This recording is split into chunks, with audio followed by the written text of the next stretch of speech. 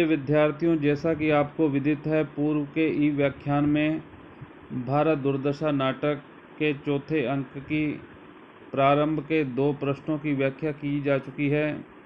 आज हम उससे आगे के प्रश्न की व्याख्या करेंगे।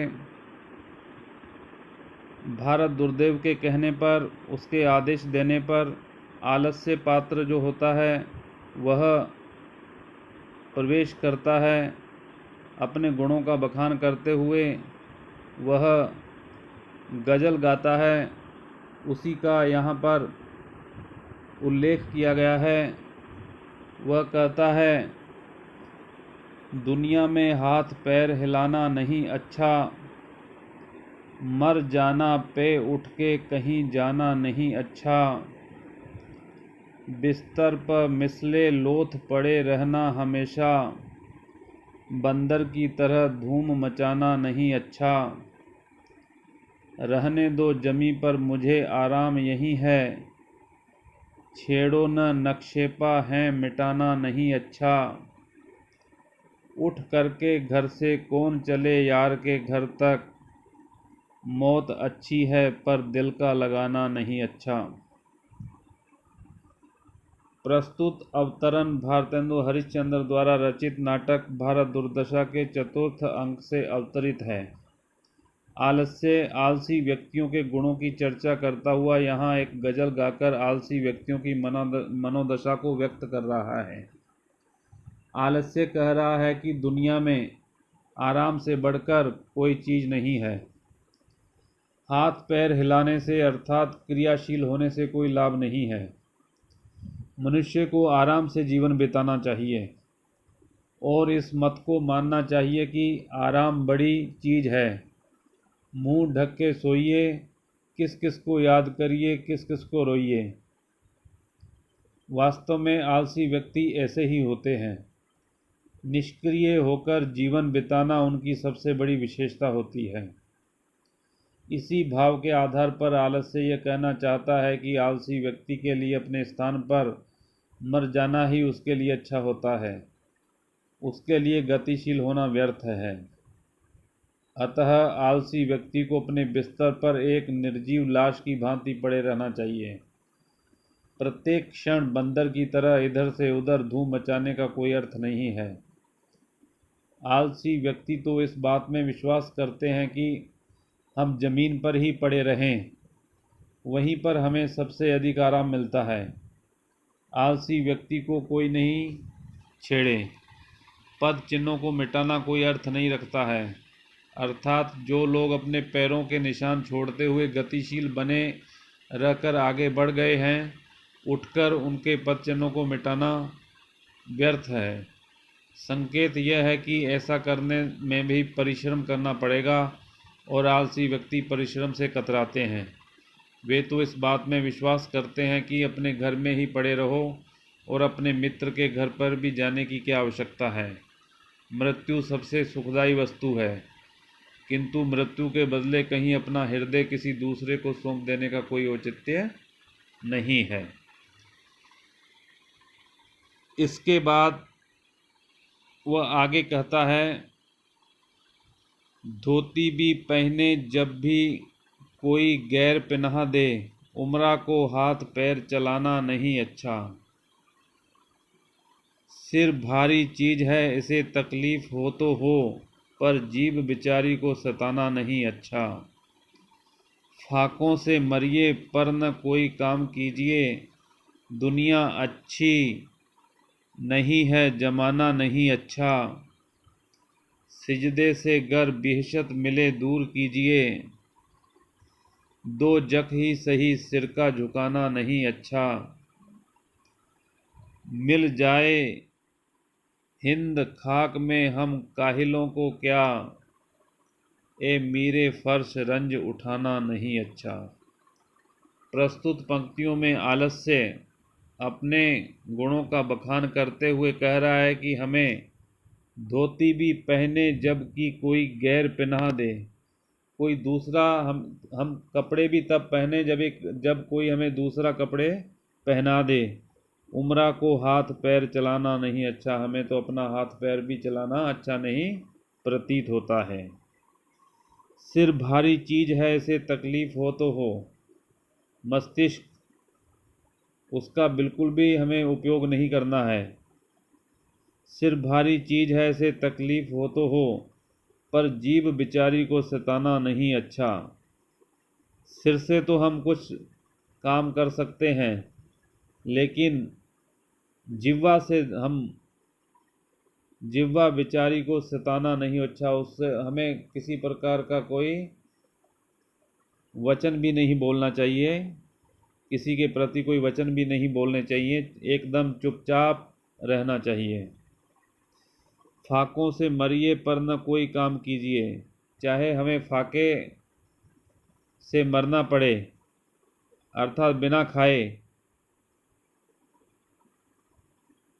फाकों से मरिए पर न कोई काम कीजिए।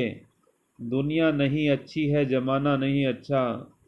न तो दुनिया अच्छी है और न ही जमाना अच्छा है। सिजदे से गर बेहशत मिले दूर कीजिए। दो जख ही सही, सिर का झुकाना नहीं अच्छा है। हम इतना आलस्य करें कि हम दूसरे के सामने सिर भी न झुकाएं, उसके लिए भी हमें सिर झुकाने के लिए भी प्रयास करना पड़ता है। हमें बिना प्रयास के ही दूर से ही उनको सिजदा कर देना चाहिए। मिल जाए हिंद खाक में हम काहिलों को क्या। यदि हमारा देश खाक में, मिट्टी में भी मिल जाए, पतन के द्वार पर भी चला जाए, तो हमें उससे कोई फर्क पड़ने वाला नहीं है, क्योंकि हम वह आलसी व्यक्ति हैं। ए मीरे फर्श रंज उठाना नहीं अच्छा। किसी प्रकार का कोई कार्य करने के लिए हम तत्पर हमें नहीं होना चाहिए।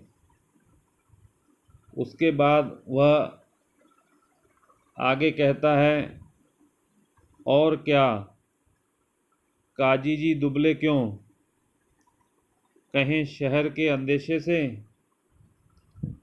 अरे कोऊ नृप होऊ हमें का हानि, चेरी छांडी नहीं होब रानी। आनंद से जन्म बिताना, अजगर करे न चाकरी, पंछी करे न काम। दास मलुका कह गए सबके दाता राम। जो पढ़तव्यम सो मर्तव्यम, जो न पढ़तव्यम सो भी मर्तव्यम। तब फिर दंत कटाकट किम कर्तव्यम। भई जात में ब्राह्मण, धर्म में बैरागी, रोजगार में सूद और दिल्लगी में गप सबसे अच्छी। घर बैठे जन्म बिताना, न कहीं जाना और न कहीं आना, सब खाना, हगना मूतना सोना, बात बनाना, तान मारना और मस्त रहना। अमीर के सर पर और क्या सुरखाब का पर होता है। जो कोई काम न करे वही अमीर। तवंगरी बली दस्त न बमाल, दोई तो मस्त हैं या माल मस्त या हाल मस्त। भारत दुर्देव को देखकर उसके पास जाकर प्रणाम करके, महाराज मैं सुख से सोया था कि आपकी आज्ञा पहुंची, ज्यों त्यों कर यहाँ हाजिर हुआ, अब हुक्म। उसके बाद के अवतरण में वह आलस्य कह रहा है कि वह आलस्य अपने विचार व्यक्त करते हुए कहता है कि निष्क्रिय व्यक्तियों को किसी बात की चिंता नहीं करनी चाहिए, उन्हें अपने हाल में ही मस्त रहना चाहिए। उन्हें इस सिद्धांत पर विश्वास कर लेना चाहिए कि राजा कोई भी हो, उससे उन्हें कोई हानि होने वाली नहीं है, क्योंकि वे ही तो जो हैं वे ही रहेंगे। जिस प्रकार दासी तो दासी ही बनी रह सकती है, वह रानी नहीं बन सकती है। अतः मस्ती भरा जीवन ही बिताना सबसे बड़ा धर्म है। फिर मलूकदास ने भी कहा है कि अजगर न तो किसी की नौकरी करता है, पक्षी भी कोई काम नहीं करते हैं, सभी को देने वाला या उसका जीवन चलाने वाला ईश्वर ही है। जो पढ़ता है वह भी मृत्यु को प्राप्त होता है, और जो नहीं पढ़ता वह भी मृत्यु को प्राप्त होता है। ऐसी स्थिति में व्यर्थ विवाद और परिश्रम करने का क्या अर्थ है। आलस्य यह भी कहता है कि जातियों में ब्राह्मण, धर्म में बैरागी, रोजगार में ब्याज और दिल्लगी करने में गप से अच्छा कोई साधन नहीं है। व्यक्ति को घर बैठकर जन्म बिताना चाहिए, कहीं आना जाना नहीं चाहिए। खाना खाना, दैनिक क्रियाएं करना, सोना, बात बनाना, तान मारना, यह सब करते हुए मस्त रहना, यही तो अमीर व्यक्तियों के लक्षण हैं। अमीर लोग विलासितापूर्ण जीवन बिताते हैं और क्रियाशीलता से उन्हें कोई लेना देना नहीं होता है। कहने का अभिप्राय वो कहना चाहता है कि अमीरी हृदय से होती है, धन से नहीं। वास्तव में अमीरी का संबंध हृदय से होता है, धन दौलत से उसका कोई संबंध नहीं होता है। इसके बाद वह भारत दुर्देव को देखकर उसके पास जाकर प्रणाम करता है उनको और कहता है, महाराज, मैं सुख से सोया था, बड़े आराम के साथ में सोया हुआ था कि आपकी आज्ञा पहुंची। आपके सैनिकों ने मुझे बुलाया, ज्यों त्यों जैसे तैसे अत्यंत परिश्रम करके ज्यों त्यों कर यहाँ हाजिर हुआ। अब क्या हुक्म है, अब क्या आदेश है, वह बताइए। तो विद्यार्थियों, इस प्रकार इसका घटनाक्रम, इसका कथाक्रम आगे चलता है। इसके बाद की व्याख्या हम अगले ई व्याख्यान में करेंगे।